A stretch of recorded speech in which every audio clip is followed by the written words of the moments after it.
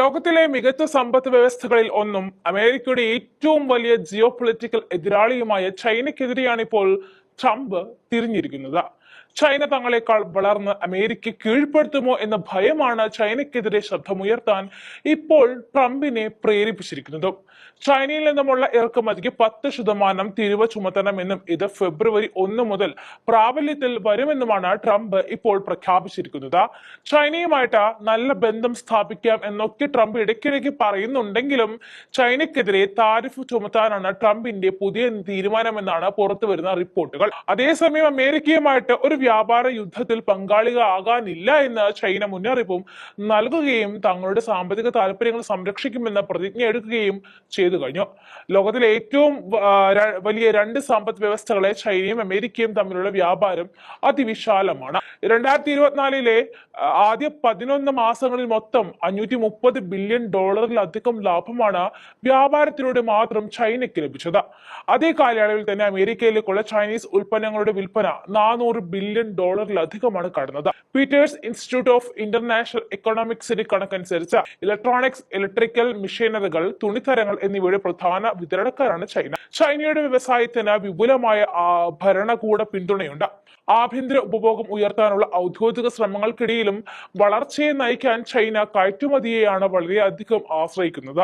അതുകൊണ്ട് തന്നെ അമേരിക്കയാണ് ചൈനയുടെ പ്രധാന വ്യാപാര പങ്കാളിയും. ചൈനയുടെ വാണിജ്യ മേഖലയിൽ ഉണ്ടാകുന്ന ഈ വളർച്ചയിൽ ട്രംപിനുണ്ടാകുന്ന അസൂയ അത് ചില്ലറയൊന്നുമല്ല. തങ്ങളെ കടത്തിവെട്ടി ആധിപത്യം സ്ഥാപിക്കാൻ ചൈന തയ്യാറെടുക്കുന്നുണ്ടോ എന്ന ഭയമാണ് നിലവിൽ അമേരിക്കയെ ചൈനയ്ക്കെതിരെ തിരിച്ചത്. പക്ഷെ അതൊന്നും ചൈന കാര്യമായി എടുക്കുന്നില്ല.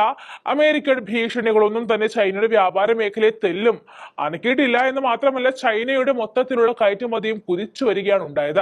ഇതിനു മുൻപും അമേരിക്ക ചൈനയ്ക്കെതിരെ നീക്കങ്ങൾ നടത്തിയിട്ടുണ്ട്. അത് 2016 വൈറ്റ് ഹൗസിലേക്കുള്ള ട്രംപിന്റെ വരവോടെ ചൈനയുമായുള്ള തുല്യത നേടുമെന്ന് അദ്ദേഹം പ്രതിജ്ഞ എടുത്തിരുന്നു. അമേരിക്ക $100 ബില്യൺ ചൈനീസ് ഉൽപ്പന്നങ്ങൾക്ക് ഗണ്യമായ താരിഫ് ചുമത്തി. എന്നാൽ ചൈനയോ അമേരിക്കയുടെ മുന്നിൽ മുട്ടുമടക്കിയതുമില്ല. അമേരിക്കൻ ഉൽപ്പന്നങ്ങൾക്ക്, പ്രത്യേകിച്ച് അമേരിക്കൻ കർഷകരെ ബാധിക്കുന്ന അല്ലെങ്കിൽ അവരുടെ ബന്ധപ്പെട്ട വസ്തുക്കൾക്ക് താരിഫ് ചുമത്തി. ചൈനയും അതേ ട്രാക്കിൽ തിരിച്ചടിച്ചു. ഒന്നും കാര്യമായിട്ട് ഏൽക്കാതെ ആയതോടെയാണ് അമേരിക്ക ചുവട് മാറ്റിയത്.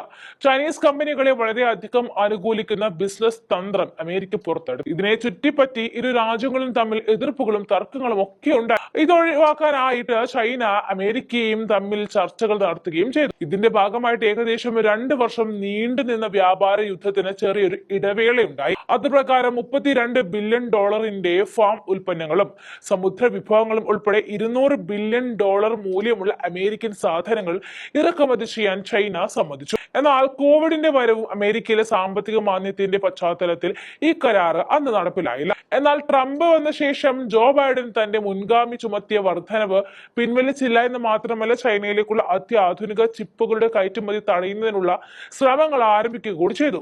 ഇതുവഴി ചൈനയുടെ സൈനികപരമായ വളർച്ചയെ തടയുക എന്നതായിരുന്നു ലക്ഷ്യം.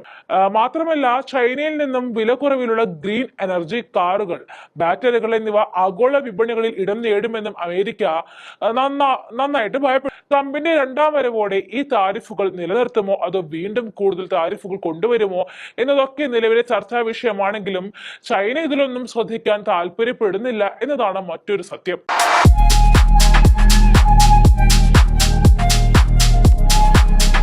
Wagon spices. വാഗമണിലെ എല്ലാ ഒറിജിനൽ പ്രോഡക്ട്സും തിരുവനന്തപുരത്ത് ഒരു കുടക്കീഴിൽ ജ്യോതിപുരം ഫുഡ് സേഫ്റ്റി ഓഫീസിന്റെ മുൻവശത്ത് പ്രവർത്തനം ആരംഭിച്ചിരിക്കുന്നു.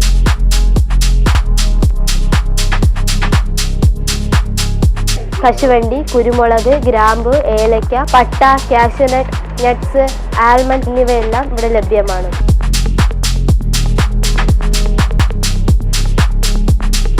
ബന്ധപ്പെടേണ്ട നമ്പർ 7994007599 അല്ലെങ്കിൽ 9656417599.